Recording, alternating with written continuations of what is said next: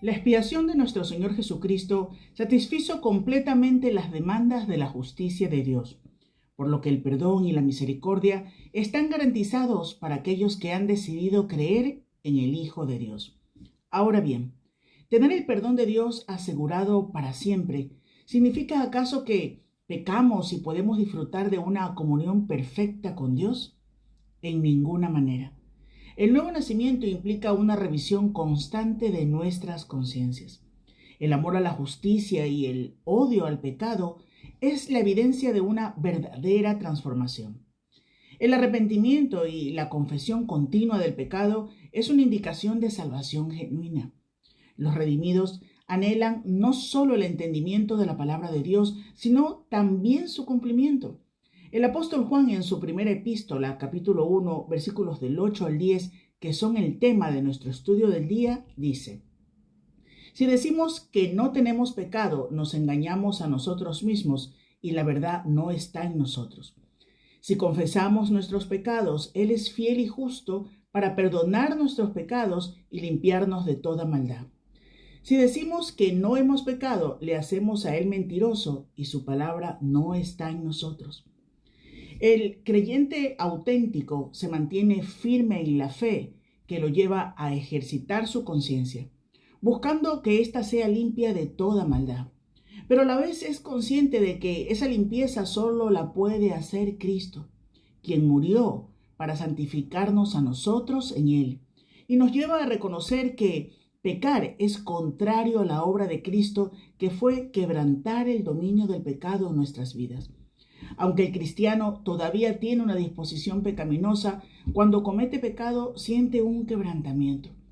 Y la humildad que caracteriza el reconocimiento de nuestras transgresiones nos recuerda que necesitamos confesarlos a Dios de manera urgente. El pecado no está dentro del patrón de vida del cristiano. Ser cristianos trae consigo un sistema de alarma que nos afecta. Nos vuelve sensibles al pecado, nos perturba. El peso del pecado simplemente nos roba la paz, algo que un incrédulo no siente en absoluto. Todo aquel que practica el pecado como un hábito y no se inmuta, ni siquiera lo reconoce como tal, no ha nacido de nuevo.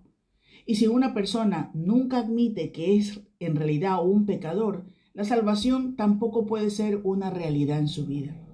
El pecado no debe ser encubierto, sino confesado, dice Proverbios 28:13. ¿Sabe? Cuando estamos involucrados profundamente en las cosas de Dios, en el estudio de su palabra, cuando nuestras mentes alinean nuestro corazón con las verdades de Dios, somos exhortados. Tenemos un despertar que nos remueve, que toca nuestras conciencias y nos revela lo que en realidad somos ante los ojos de Dios. Aquello que fluye en esos momentos nos lleva a desear más de Dios, pero también nos abruma el sentimiento de tener pecado y reconocer la necesidad de quitar el obstáculo tan grande que es el pecado para poder tener una comunión perfecta con el Señor. Cuando desarrollamos tiempos de calidad con Dios por medio del estudio y meditación de la palabra, por medio de la oración, llegamos a desarrollar una mente bíblica. Y por lo tanto nuestra vida tiene actitudes espirituales que nos llevan a aligerar la carga, poniendo nuestros pecados en manos de Dios, con un corazón contrito y humillado delante de Él.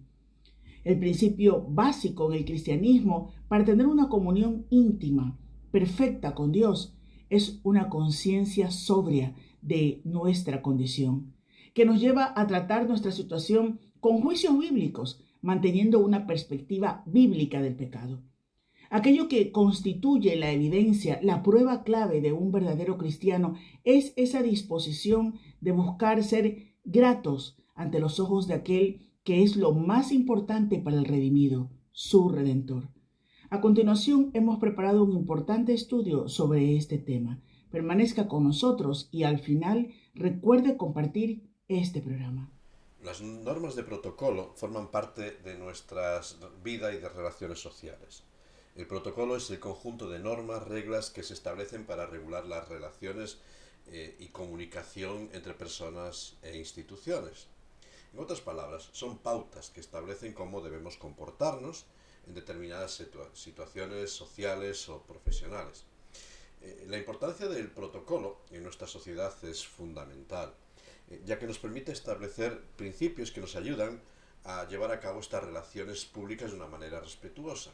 Sobre todo en un mundo cada vez más globalizado y con cambios constantes, estas normas de protocolo se convierten en herramientas valiosas para facilitar la comunicación entre personas que provenimos de diferentes ambientes culturales y sociales.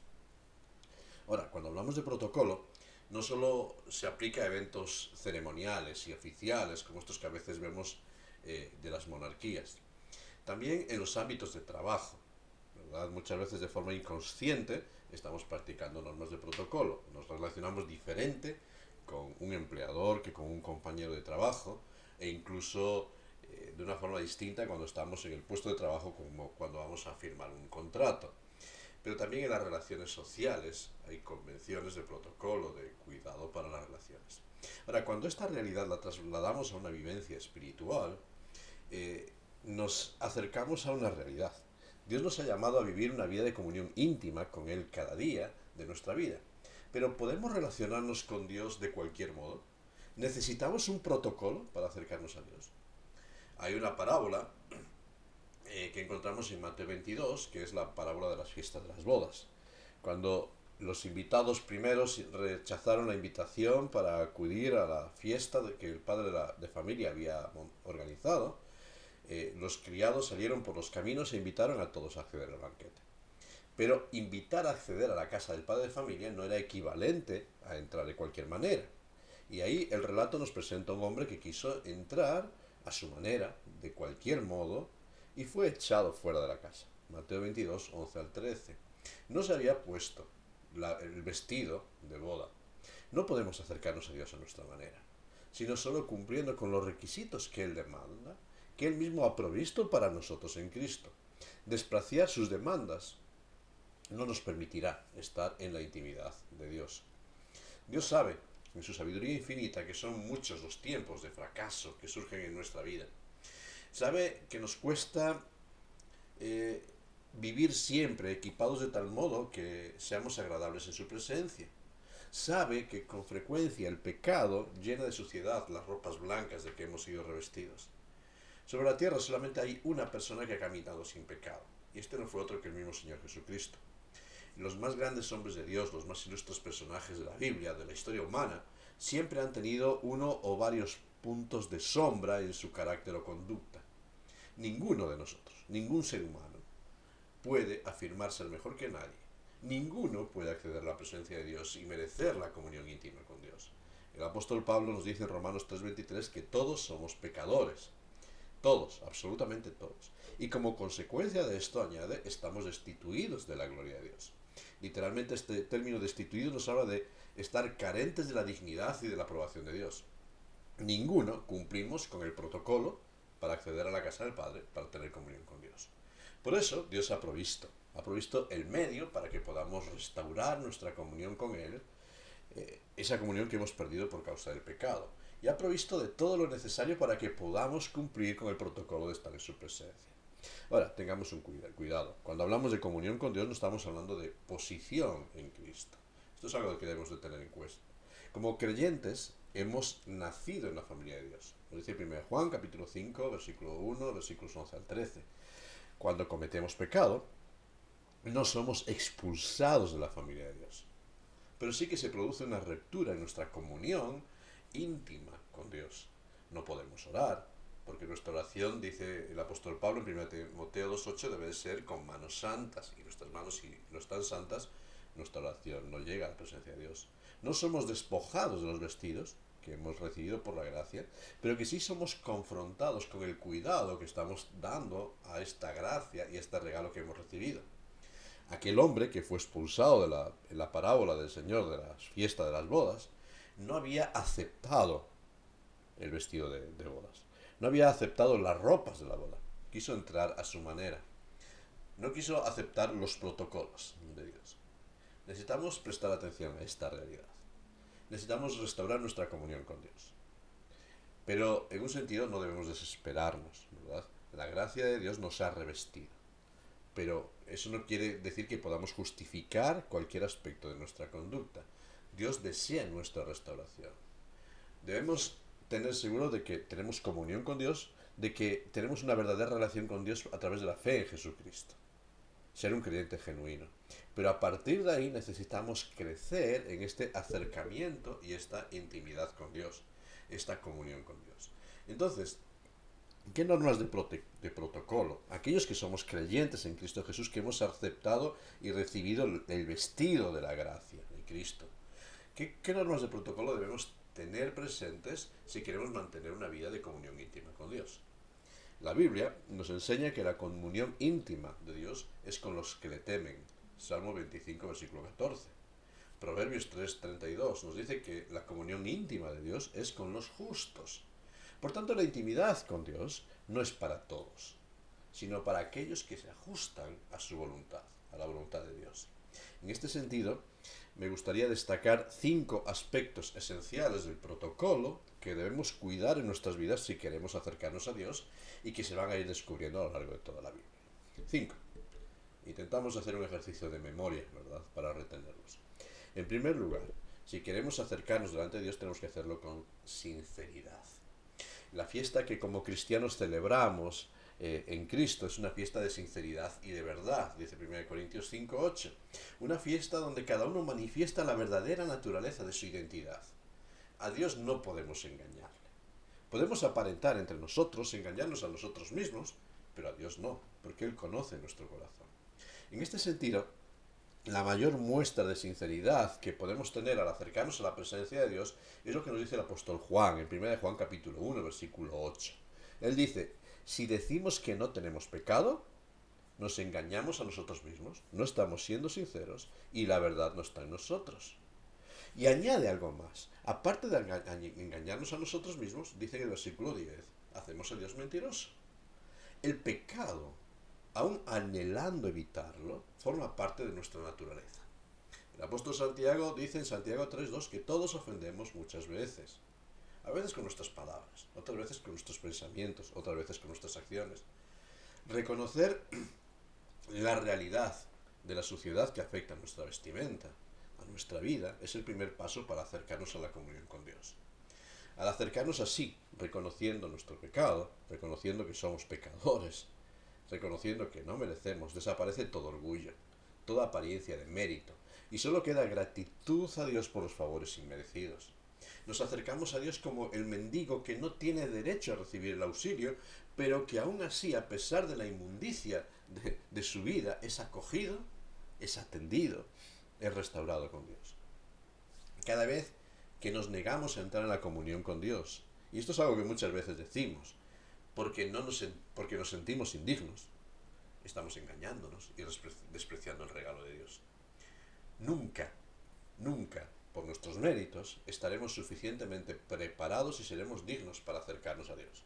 Solo por la gracia de Dios somos aceptados. Es justamente porque no somos dignos y porque somos pecadores que necesitamos acercarnos a Dios para ser transformados. Y quizás aquí está el problema, que afecta a nuestra falsa sinceridad, porque somos decimos sinceros para reconocer nuestro pecado y que esto nos imposibilita acercarnos a Dios y por eso dejamos de orar, dejamos de leer la palabra, dejamos de congregarnos. No queremos acercarnos a Dios, no queremos acercarnos a la comunión con Dios para no ser confrontados. Y lo que afirmamos cuando dejamos de buscar la comunión con Dios o con su pueblo es que no queremos que Dios nos transforme. Nos hemos acomodado en la inmundicia de nuestro estilo de vida. Y si estamos acomodados en el pecado, no podemos entrar en la presencia de Dios. En segundo lugar, primer paso de protocolo, ser sinceros, reconocer nuestra condición. En segundo lugar es la justicia.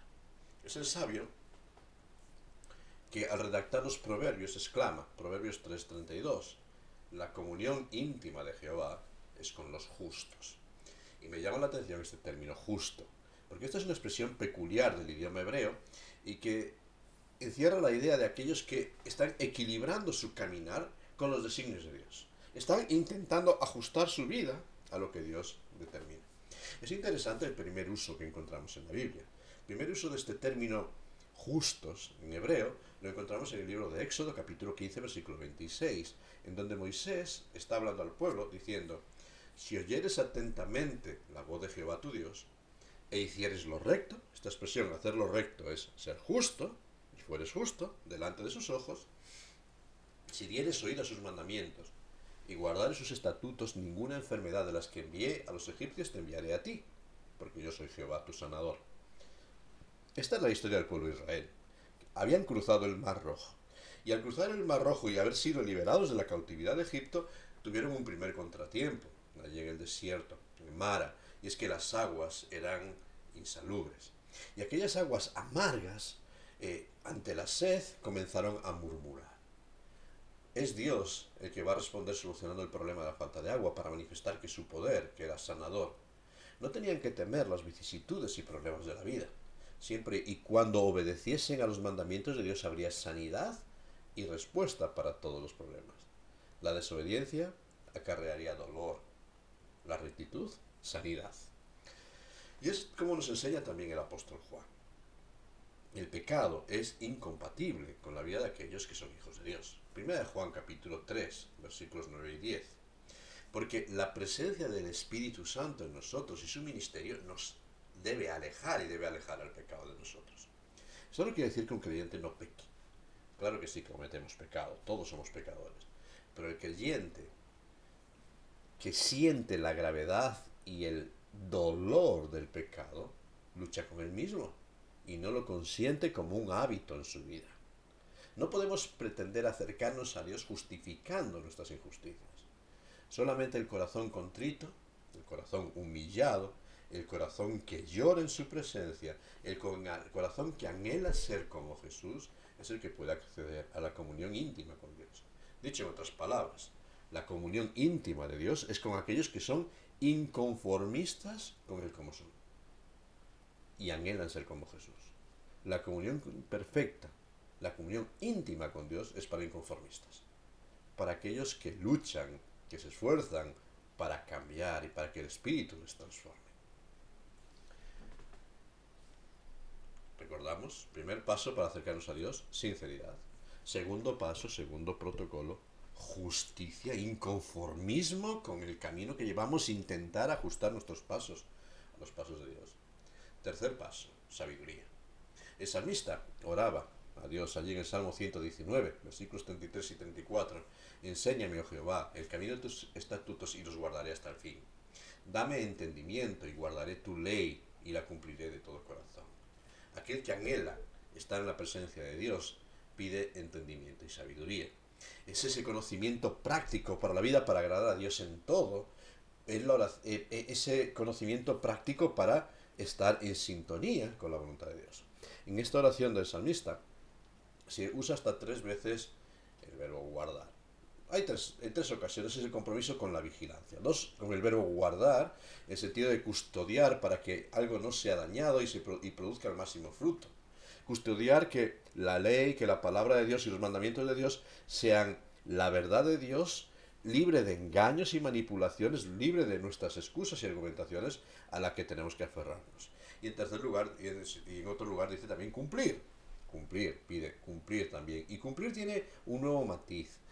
Tiene que ver con guardar también, pero tiene que ver con guardar para proveer. Es el sentido del encargo que Dios le había dado a Adán. Y este es el primer uso de este verbo cumplir.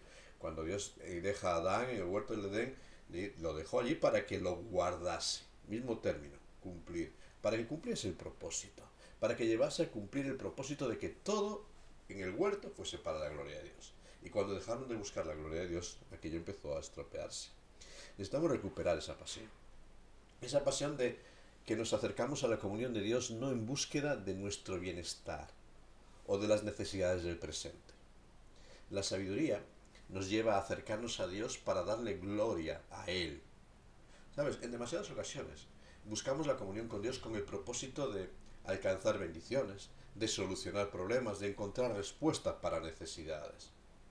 Pero el verdadero creyente, el que anhela la comunión con Dios, la anhela porque no entiende la vida sin Dios. No entiende otra forma de vida. No podemos entender la vida alejados de Dios. Nuestro sentido es dar gloria a Dios. Este pueblo he creado para mí, dice el Señor. ¿Con qué propósito? Mis alabanzas publicará. Él es nuestra vida. Él es todo lo que anhelamos. Busca a Dios por lo que Él es y no por lo que puedes recibir de Él. ¿Cuántas veces acudimos a Dios casi como un amuleto para que solucione nuestras crisis laborales, económicas, sanitarias, sociales? No, debemos buscar a Dios por lo que Él es. Él es Dios soberano, Rey de reyes, Señor de señores, Él merece toda la gloria.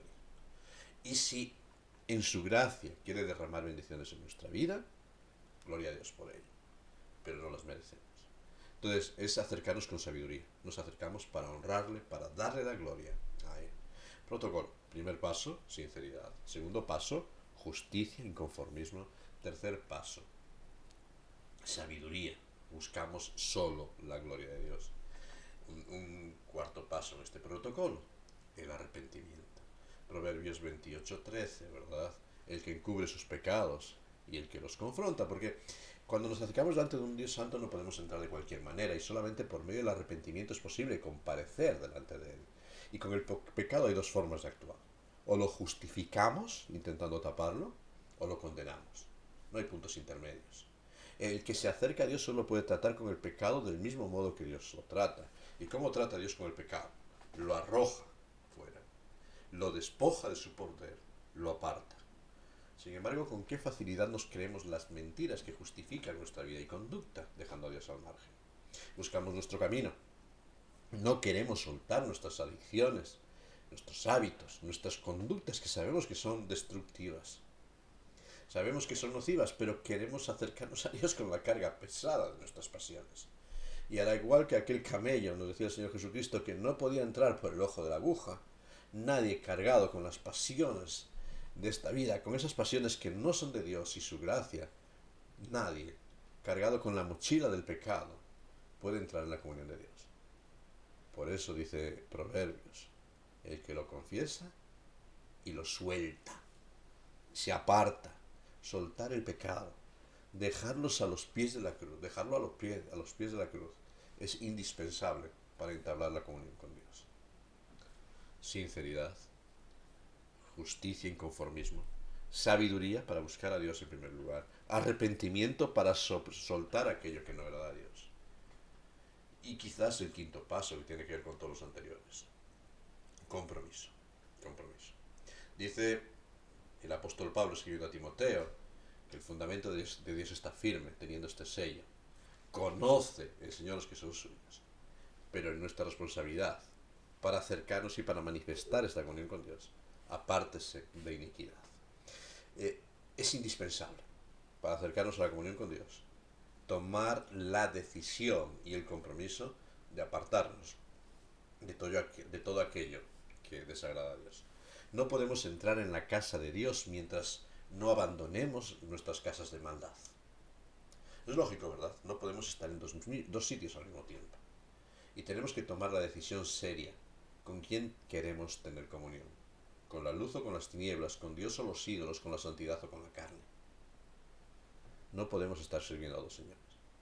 Para tener comunión con Dios es esencial tomar el compromiso de soltar las redes y seguir a Cristo. De soltar todas las trampas y ataduras de esta vida y seguir a Cristo. De darle el primer lugar a Cristo. 5 pasos en nuestro protocolo: sinceridad, justicia, sabiduría, arrepentimiento y compromiso. En la antigüedad, en los banquetes de boda, era el dueño de la casa el que establecía las normas de protocolo y enviaba a los invitados lo necesario para cumplirlas. De modo que nadie tenía excusa para acercarse de otro modo.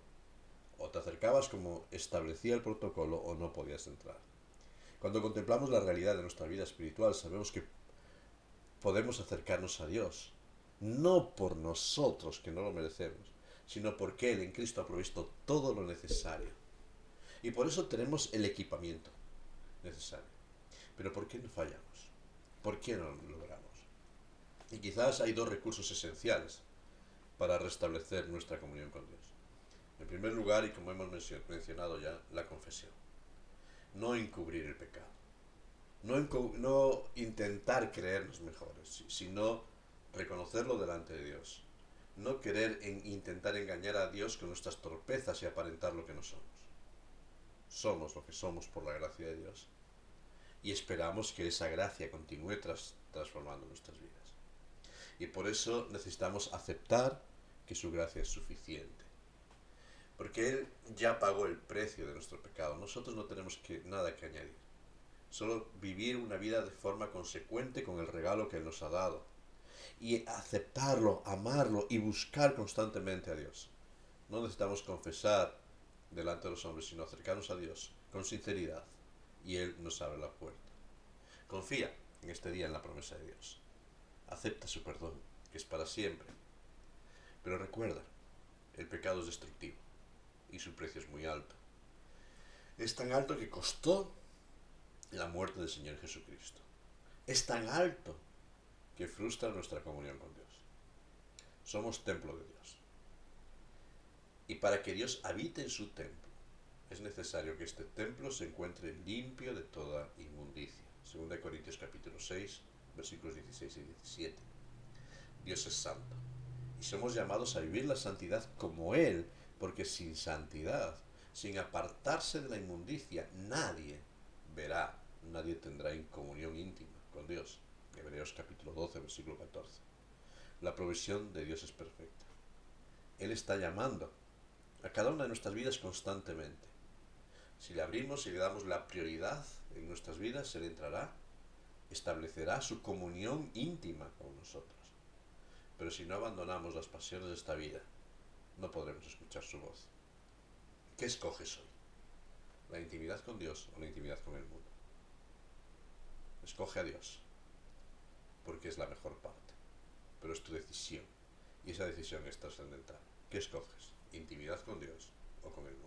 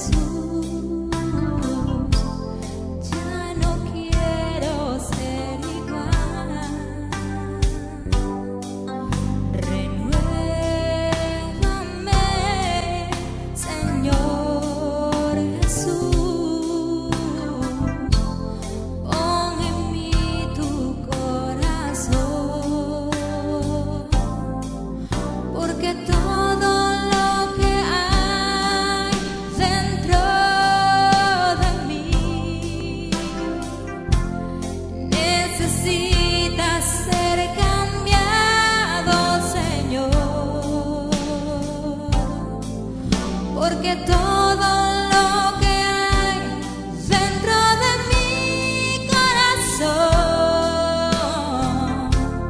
necesita más de ti. Necesita más de ti.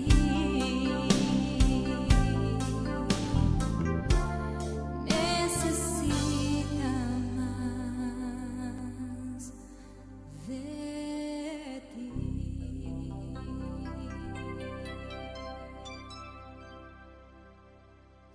Gracias a Dios porque Él ha provisto todo para acercarnos a la comunión con Él. Tenemos un camino abierto para acercarnos a la presencia de Dios por la sangre del Señor Jesucristo. El autor de Hebreos nos dice un camino nuevo, un camino preparado, sin impedimentos. El único impedimento somos nosotros. Y esa es la decisión que tenemos que tomar hoy. Queremos transitar ese camino de acercarnos a Dios, pero no podemos acercarnos a la comunión con Dios de cualquier modo. Es necesario pararnos ante Él, reconocer nuestra condición, entregar nuestras cargas y después acercarnos a su presencia. ¿Qué pide el Señor? Hay una historia del Evangelio tremenda para nosotros, de aquella persona que iba a traer su ofrenda para agradar a Dios ante el altar. Y en el camino recuerda que hay cosas que le estaban impidiendo traer la ofrenda. ¿Qué debía de hacer? Dejar la ofrenda un momento, arreglar, confesar, restaurar relaciones y después entrar en la presencia de Dios. No podemos orar a Dios con nuestras manos sucias. Nuestras manos tienen que estar limpias, sin ira, sin contienda, porque Dios busca un pueblo contrito, un pueblo humillado, un pueblo que reconoce su debilidad, pero que depende de Él. ¿Cómo estás acercándote a Dios? ¿Notas a Dios distante? Él está cercano y a veces no lo siento en mi vida porque yo soy el que estoy distante, porque estoy permitiendo pecado, porque estoy justificando y tapando circunstancias y no estoy reconociendo la realidad delante de Dios de lo que hay en mi vida. Sin embargo, si te acercas a Él tal como eres, decidiendo dejar ese pecado, la casa de Dios, el trono de Dios está abierto para ti. Vamos a pedirle a Dios que nos ayude a ver ese camino tan maravilloso que ha abierto para nosotros y recorrerlo, porque solamente en su presencia hay plenitud de gozo. Gracias, Padre, porque con esa amistad podemos decir que mejor es un día en tus casas que 1000 fuera de ellos. Mejor es un día contigo, la comunión íntima contigo, que toda una eternidad alejados de ti.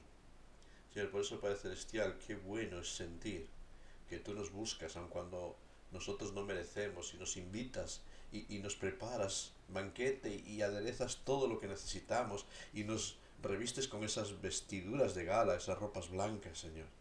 Gracias porque por tu gracia tenemos lo que no merecemos, una salvación eterna. Pero gracias, Señor, porque aún así que cuantas veces somos descuidados, tú nos sigues llamando, buscando y cuidando. Pero Padre Celestial, no permitas que despreciemos una gracia tan grande, que despreciemos un amor tan grande hacia cada uno de nosotros. Ayúdanos a acercarnos a ti, ayúdanos a acercarnos conforme tú pides de cada uno de nosotros, con sinceridad, con verdad, temiéndote, buscando la justicia que te honra a ti. Por eso, Padre Celestial, renueva nuestros corazones, nuestras vidas, y ayúdanos a acercarnos a ti, porque solamente en ti hay perdón. Te alabamos y te damos todas las gracias, y pedimos tu bendición para cada una de nuestras vidas. Y lo hacemos en tu santo y bendito nombre, Señor. Amén. Que Dios te bendiga en todo este tiempo.